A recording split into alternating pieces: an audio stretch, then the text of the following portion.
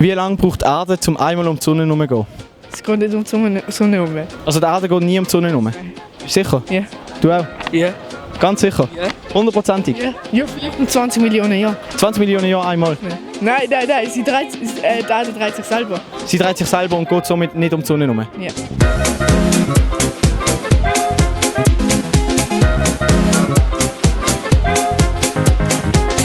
Jo, salut zusammen! Salut zusammen und herzlich willkommen zu einer weiteren Ausgabe von «Ich frag Basel». Es ist die sechste? Du kommst, schaust ganz so blöd rein. Hey, ihr habt sicher total Zeit für ein kleines Interview. Wie viele Jahre nach Christus ist Jesus geboren? Keine Ahnung. Weißt du, keine Ahnung. Sagt oder irgendetwas. 1600 irgendwas ist er geboren? Glaub. Jesus. Ja. Kennst du Neymar?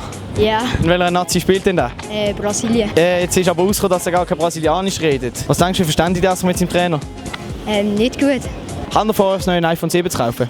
Nein. Ja, es ist einfach nicht speziell. Nicht speziell, obwohl es schalldicht ist. Unnötig. Unnötig, dass es schalldicht ist. Nein, das nicht, aber ich gehe nicht. So ein schalldichtes Handy war halt schon etwas Geiles, oder? Ja. Kennt ihr den Brad Pitt? Ja. Der hat jetzt eine Autobiografie veröffentlicht. Was denkst du, wie viele Autos hat er da drin? 10. Wie lange braucht die Erde, um einmal die Sonne umrunden?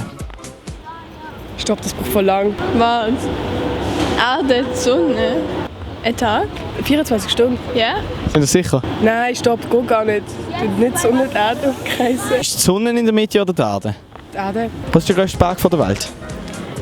Mount Everest. Ja. Mount Everest. Ja, der wird jetzt eben renoviert. Denkt ihr, das ist eher gut für den Schweizer Tourismus oder eher schlecht? Schlecht. Schlecht? Ja. Also total kontra? Ja. Also voll pro? Ja. Holt ihr euch das iPhone 7, wenn es rauskommt?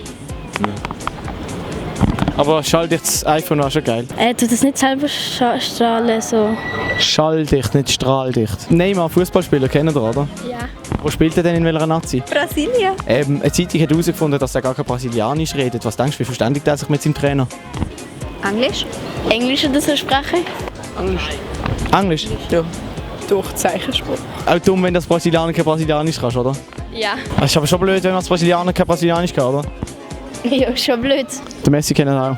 Ja. Der hat jetzt wählen zu Brasilien wechseln. Was denkst du, wie teuer ist der Transfer? Sehr teuer. Sehr teuer, ist einer der besten Spieler, oder? Ja, dann über Millionen. Da ist so ein Nationalmannschaftswechsel halt schon sehr teuer.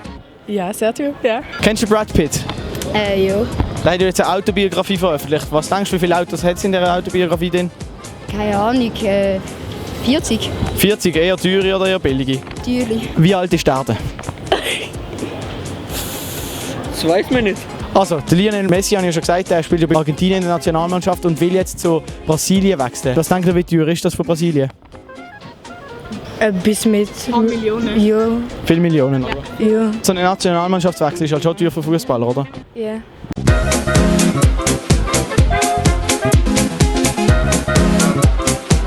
Wenn man so eine Autobiografie rausbringt, muss man halt schon eher viele Autos haben. Ja.